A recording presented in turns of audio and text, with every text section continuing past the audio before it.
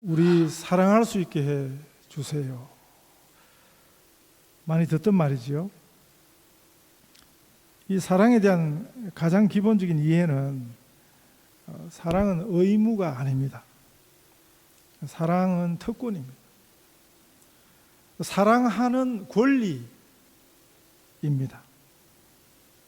사랑이 반드시 꼭 해야 되는 의무가 되면 이런 사랑은 참 피곤한 것입니다. 참 재미있는 말인데 잘 생각해 보면 참 씁쓸하기도 한 말이 요즘 할아버지 할머니들이 하는 말 중에 손주들이 오면 그렇게 반갑대요. 그런데 손주들이 가고 나면 더 반갑다. 그런 이야기들을 하시는 할아버지 할머니들이 많이 계십디다. 저는 아직 손주가 없어서 잘 모를 것 같지요. 저도 한때 손주였습니다. 저희 할아버지 할머니 그 귀한 사랑을 참 많이 받았습니다. 지금도 생각해 보면 저희 할아버지 할머니가 저를 귀찮아 하셨던 적은 한 번도 없었습니다. 그때는 손주가 오랜만에 오면 참 반가운데 가고 나면 더 반갑다 이런 얘기 없었어요. 이런 이야기가 아마 최근에 나온 것 같은데 그 말은 요즘은 사랑이 변한 것 같습니다. 이 사랑의 의지적 사랑과 사랑의 의무는 의무적인 사랑, 이건 다른 말입니다. 사랑은 의무가 아닙니다. 사랑할 수 있다는 것은 아주 특별한 권리입니다. 우리 하나님 사랑, 이웃 사랑도 그렇습니다. 이 두 사랑을 부르기는 사랑의 이중계명이라 이렇게 불러요. 예수님이 하나님 사랑과 이웃 사랑을 명령하셨거든요. 우리가 반드시 해야 하는 의무니까 하라고 하신 게 아니에요. 그러면 성경을 잘못 읽는 것입니다. 예수님이 왜 그렇게 하나님 사랑하고 내 이웃을 내 몸처럼 사랑하라 이렇게 말씀하셨냐 하면 사랑이 그게 권리이기 때문에 그게 우리의 특권이기 때문에 하라고 하신 거예요. 성경의 모든 명령이 그런 것입니다. 우리가 성경을 잘못 읽으면 예수님 말씀하셨으니까 하나님 말씀하셨으니까 의무적으로 해야 되는구나. 아니에요. 그건 성경을 잘못 읽는 거예요. 그걸 하면 우리에게 복이 되거든요. 그걸 하는 것이 우리에게 그게 축복이라고 말씀하시는 것입니다. 그래서 하라고 하시는 것입니다. 그래서 성경이 하라고 하는 것, 예수님이 말씀하시는 것을 하면 우리에게 유익이 되는 것입니다. 주 너의 하나님을 사랑하고 내 이웃을 내 몸처럼 사랑하라. 이게 사실은 어떤 말이냐 하면 그게 우리 자신을 제일 사랑하는 길입니다. 세상이 가르쳐 주는 것하고 달라요. 성경은, 예수님은, 하나님 말씀은 예수님께서 성경 전부를 이렇게 요약을 하셨거든요. 하나님 사랑, 이웃 사랑. 그 성경 전부를 예수께서 요약하신 것입니다. 그거는 뭐예요? 그대로 하면, 그대로 하는 것이 그게 우리에게 엄청난 은혜다, 특권이다 하는 것이 전제되어 있는 것입니다. 이 사랑이 의무가 되면 피곤한 정도가 아니라 예수님 말씀에 대해서, 성경 가르침에 대해서 아주 지독히도 오해하는 것입니다. 요즘 토요일 새벽 기도 시간에 제가 지금 계속해서 제가 전하는 게 아니고 이미 성경 우리가 지금 고린도후서 묵상하고 있는데 차례대로 그게 지금 계속해서 그 말씀을 하세요. 뭐냐면 헌금 이야기를 합니다. 헌금 정신이 뭐냐? 성경이 가르치는 헌금은 곧 은혜다. 네. 헌금뿐만이 아닙니다. 주님께 드리는 헌신과 봉사, 사랑, 이게 은혜라는 것입니다. 해야 하는 의무적인 것이 아니고 이것을 하는 것이 은혜다. 그래서 헌금 정신 원리가 뭐냐면 자원함으로 하라, 자발적으로 하라, 즐거움으로 하라. 우리의 헌신과 봉사도요, 하나님 사랑과 이웃 사랑도 그런 것입니다. 우리 예배도 마찬가지예요. 이거 착각하시면 안 돼요. 예배가 무슨 의무인 걸로. 아닙니다. 예배는 우리의 권리입니다. 우리가 지금 언제 이런 경험을 하겠어요? 예배도 마음대로 못 드리는 거. 네? 아직 모르겠습니다. 지금 우리 공간은 충분히 호주 법 지침에 전혀 문제가 되지 않는데, 오늘 지금 큰 교회들은 지금 문 닫은 교회들이 많습니다. 우리 예배, 이거는 권리예요. 억지로 의무적으로 하는 게 아니라고요. 하나님 앞에 드리는 예배, 아주 특별한 은혜입니다. 사랑이 의무가 되면 그것은 사랑의 변질인 것처럼, 예배가 의무가 되면 그건 예배가 변질인 것입니다. 하나님께서 우리를 사랑하시되 자기 아들도 하나도 아끼지 아니하시고 다 내어주셨습니다. 우리를 향하신 하나님의 사랑은 하나님 전부를 우리에게 주시는 사랑이거든요. 그 사랑을 받은 우리가 하나님을 예배하는 것, 하나님을 사랑하는 것, 이것은 엄청난 특권인 것입니다. 저희 장모님이 요즘 건강이 안 좋으셔가지고 입원 중이신데 교회를 못 가시니까 얼마나 답답하시겠어요. 제가 단언하는 한 우리 처가에 많은 예수 믿는 가족들이 많지만 그 중에 우리 장모님 신앙이 제일 좋습니다. 그 딸들이 지금 목사 사모 셋이 있어도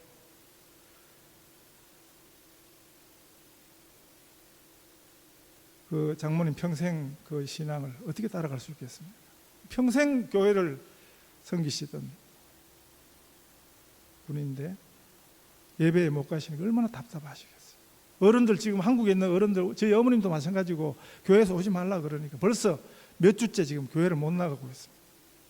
어른들 지금 혹시라도 문제되면 안 되니까 교회 오지 마세요.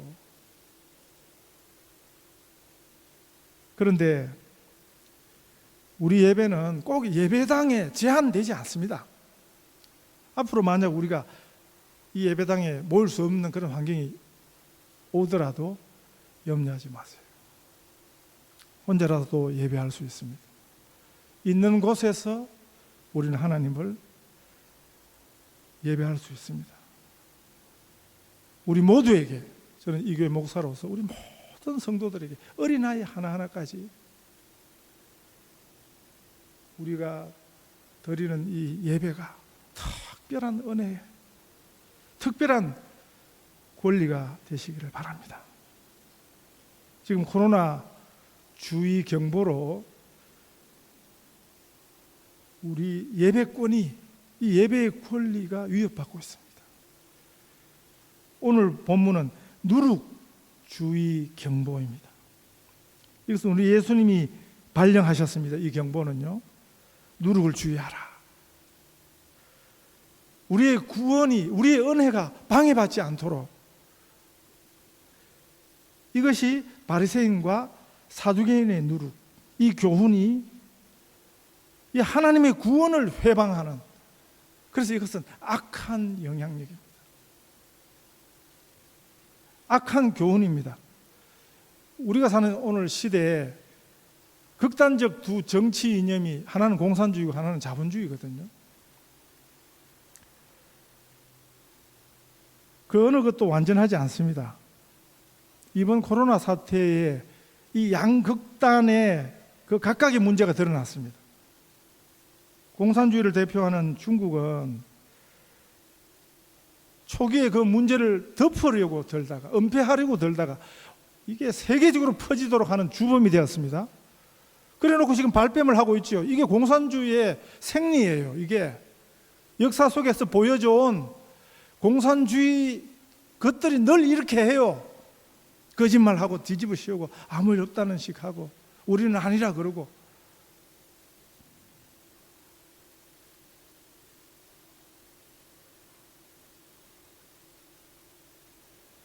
지나간 주에도 이 최초 코로나 발원지로 짐작되는 중국 우한에 그 중국 공산당 국가위생건강위원회가 뭐라고 발표를 했나 하면 이제 신규 확진자가 이제 하나도 없다 이렇게 발표를 했습니다.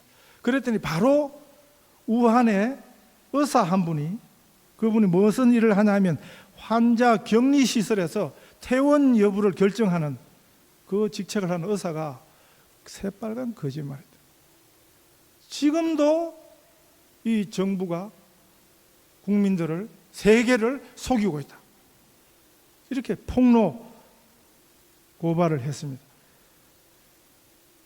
시진핑 국가주석이 우한을 방문하는 그 상황에 맞춰가지고 정상 있는 환자 상당수를 그냥 강제로 퇴원시켜버리고, 그러니까 아직도 정신 못 차리고 이런 짓을 한다는 거죠. 제2의 사태가 또 일어날 수 있다. 그게 공산주의의 속성입니다. 공산주의가 이러면 자본주의는 괜찮은가? 전혀 그렇지 않습니다. 오늘 자본주의를 대표하는 나라가 미국이거든요. 미국은 정말 심각하대요. 전체 국민 9%, 8점 몇 프로가 의료보험이 안 되는데, 그러면 엄청난 의료비 때문에 검사를 하고 싶어도 할 수가 없답니다. 56만 명 노숙자들이 지금 손도 못 쓰고 있는데 감당이 안 된다는 거죠.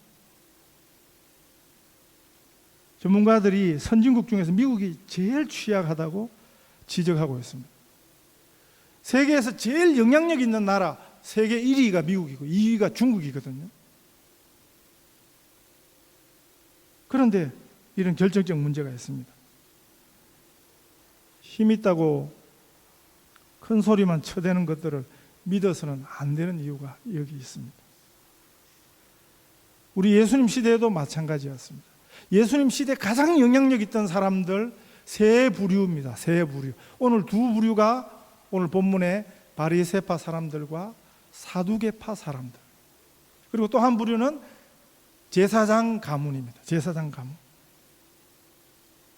이런 사람들이 문제가 없거나 덜한가? 절대 그렇지 않다는 것이 성경의 가르침입니다.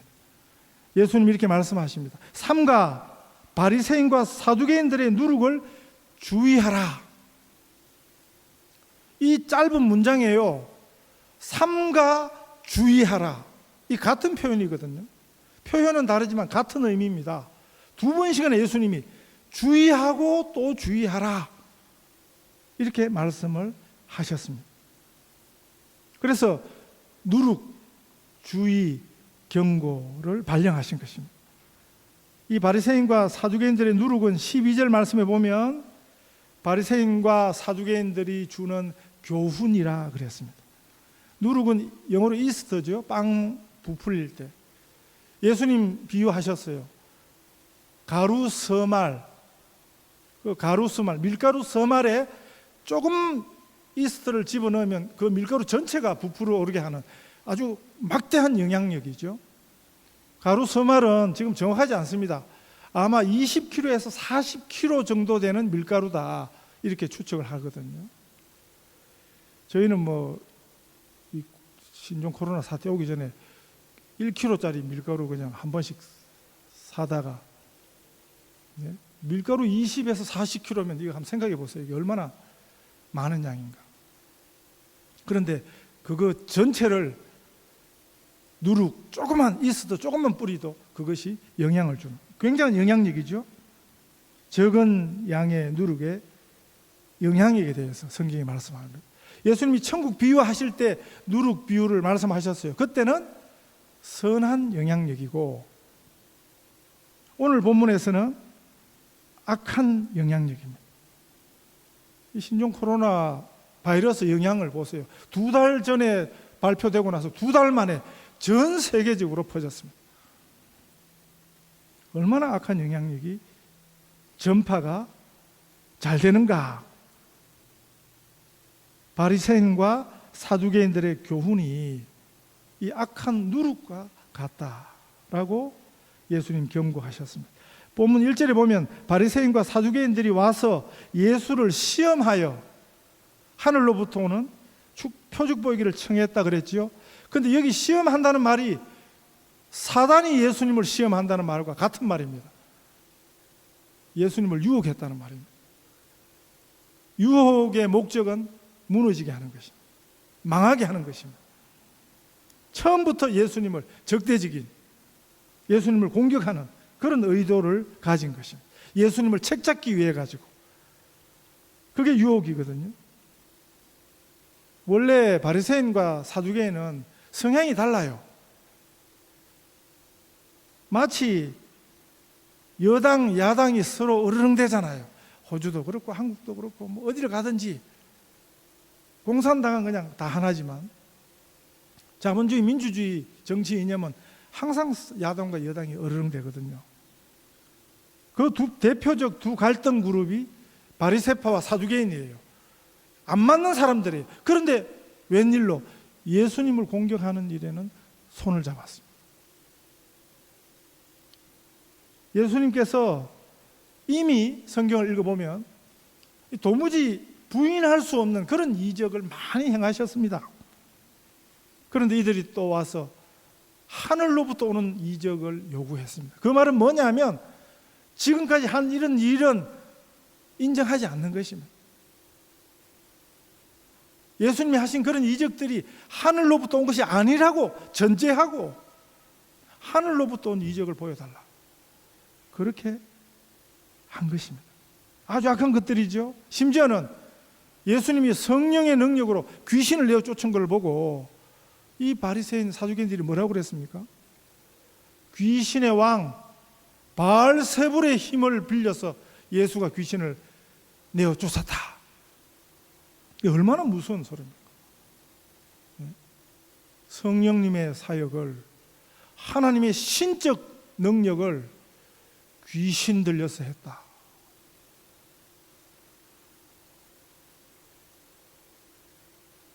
저들이 조용히 자기들만 마음으로 생각했던 게 아니고 그것을 떠들고 다녔습니다.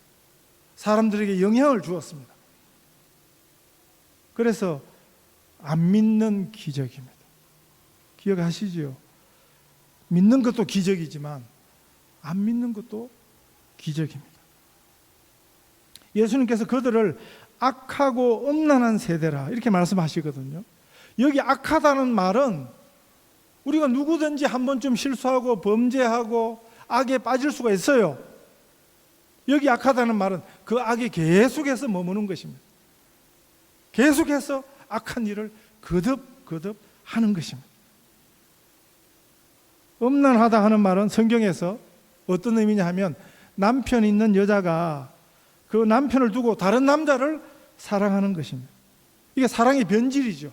사랑의 타락이죠. 바람나는 것을 바람났다 그러지 않고 현대 시대 정신은 그걸 사랑이라고 자꾸 포장을 합니다. 세상 정신에 속으면 안 되는 것입니다. 아주 더럽고 비열한 것을 사랑이라고 포장해서 가르치는 것이 세상 정신입니다.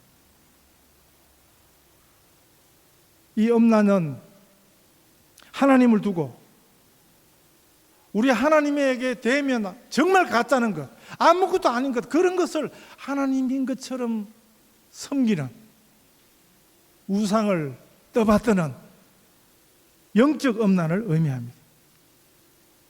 구약의 대표적인 우상, 이스라엘 백성들이 빠졌던 대표적인 우상, 여러 우상이 있어요. 그런데 대표적인 우상이 두 가지입니다. 바알과 아세라거든요. 제가 말씀드렸죠. 성경 고고학이나 고대 고고학적 발굴 사진에 보면 그 바알상, 아세라상이 어떻게 생겼는지 알 수 있어요. 강단에서 제가 차마 그거를 다 표현을 못합니다. 궁금하시면 한번 찾아보세요. 바알상, 아세라상 어떻게 생겼는지. 더럽게 생겼어요. 음란해요. 아주 우습게 생겼어요. 그런데 그딴 것을 하나님이라고 섬기는, 이거 얼마나 어리석은 것입니까? 보통 정신이 나가도 이건 보통 나간 게 아니죠. 거기다가 축복을 구하고 있고요. 얼마나 어리석은 것입니까? 신천지에서 그 웃기는 영감을 육적인 보혜사라 이렇게 부르더라고요. 보통 참 어리석은 게 아니죠. 이런 것들이 악한 것입니다. 엄난한 것입니다. 이 악한 교훈이 누룩처럼 영향이 있다. 그래서 주의하고 또 주의하라 하는 것입니다. 이 악한 영향은 지금도 계속됩니다. 신천지 신도 31만 명이라잖아요. 그게 증거입니다. 신천지뿐만이 아니에요. 여기만 해도 온갖 이단이 다 들어와 있습니다. 교회는 뭐 괜찮습니까? 교회 안에도 이상한 것들이 많이 들어와 있어요. 성경 아닌 것, 이상한 것들이 많이 들어와 있어요. 깨구리 소리를 내면서 그게 방언이라 그러고. 얼마나 황당합니까? 여전히 이 바리새인과 사두개인의 순엉터리, 그 악한 영향이 지금도 우리 안에 계속되고 있습니다. 우리 예수님 오늘도 우리에게 말씀하십니다. 제자된 우리에게 말씀하십니다. 삼가 바리새인과 사두개인들의 누룩을 주의하라. 이 사두개인들은 아주 이성적인 사람이에요. 딱 눈에 보이는 것만 믿습니다. 손에 잡히는 것만 딱 믿는 사람이에요. 그래서 사두개인들은 영생 이런 거 안 믿어요. 부활 이런 거 안 믿어요. 철저하게 물질적인 이익을 계산하는 사람들입니다. 누구라도 자기들에게 물질적 손해를 끼친다고 생각하면 절대 그냥 두지 않습니다. 그래서 예수님을 공격하고 나선 것입니다. 부자가 천국 가기가 낙타가 바늘구멍으로 들어가는 것보다 어렵다. 이렇게 말씀하신 첫 번째 타깃이 이 사두개인들이거든요. 바리새인들은 또 이 사두개인들과는 전혀 다른 사람들입니다. 굉장한 종교인들입니다. 신앙이 아주 특심인 종교적 의의를 추구하는 사람들입니다. 그런데 문제는 그 의의에 하나님이 없었어요. 열심은 특심한데 그들 속에 예수님이 들어갈 자리가 없었습니다. 예수님이 오면 율법은요, 물러나야 돼요. 껍질을 벗어 던지고 주인공을 모셔드려야 되는데 똘똘 뭉쳐서 예수님을 죽이려 들고 결국 저들이 예수님을 죽였습니다. 저들의 의의를 내세워서 하나님의 메시아를, 하나님의 아들을 그들이 앞장서서 죽였습니다. 말마다 하나님 하나님 그러면서도 그 속에 하나님이 없었습니다. 하나님 말씀이 없었습니다. 이 둘 다 악한 영향력입니다. 그 시대에 잘못된 것들, 틀린 것들, 악하고 엄난한 것들의 대표적 전형입니다. 문제는 이런 것들을 부러워하는 것입니다. 이런 것들을 추종하는 것입니다. 이들이 그 시대 대표 지도자였거든요. 그 말은 그들이 그 시대를 대표하는 표준이었습니다. 그들이 그 시대의 기준이었습니다. 성공한 모델이었습니다. 세상이 정한 성공 기준에 휘둘리는 것이 얼마나 이게 무서운 일인가 알아야겠습니다. 이런 잘못된 것들에, 이런 영향에 휘둘러서는 안 되는 것입니다. 그랬다가는 같이 죽는 것입니다. 우리는 오직 예수님의 말씀에 귀를 기울여야 합니다. 예수님의 가르치심을 우리 마음에 새겨야 합니다. 예수님께서 이 악하고 음란한 세대가 표적을 구하나 요나의 표적밖에는 보여줄 것이 없다, 그렇게 말씀하셨어요. 요나의 표적은 뭡니까? 선지자 요나가 물고기 배 속에서 3일 동안 있다가 다시 살아놓은 거거든요. 그건 예수님이 십자가에 죽으시고 사흘 만에 부활하신다는 최고 표적입니다. 제일 중요한 메시지입니다.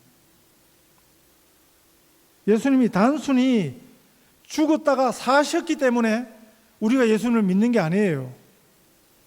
좀 다른 표현입니다. 예수님은 예수님 자신이 말씀하신 대로 죽으시고 말씀하신 대로 사셨어요. 그래서 예수님의 말씀이 옳았다 하는 것을 증명을 하셨습니다.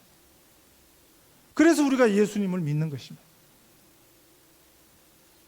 어떤 이단 교주가 자기는 부활할 테니까 절대 자기가 죽더라도 시체를 건드리지 말라 그랬어요. 한국에서요. 그래서 그 죽은 교주 말 믿고 그냥 사람들이, 그 이단들이 기다렸어요. 한 달이 돼도 부활할 생각을 하지 않고 죽은 시체에 구더기가 껴가지고 온 동네에 냄새가 나니까 경찰이 왔습니다. 강제로 그냥 불태워서 없애버렸습니다. 예수님은 말씀하신 대로 죽으시고 말씀하신 대로 부활하셨습니다. 우리가 오직 바라보아야 할 분은 우리 예수님 뿐입니다. 신종 코로나 광풍이 아주 잠잠하던 그 갈릴리 호수에 불어대던 광풍처럼 우리 주변에 불어대더라도, 오늘 아침에 제가 최호준 집사님한테 카톡을 하나 보냈습니다. 그걸 또 교회 카톡에다 올렸습니다. 보셨습니까? Focus on the Savior, not the storm. 광풍을 쳐다보지 말고 우리의 구원자를, 우리의 예수님을 바라보라. 오직 우리 주님만 바라보시는 우리 귀한 성도들 다 되시기를 축복합니다.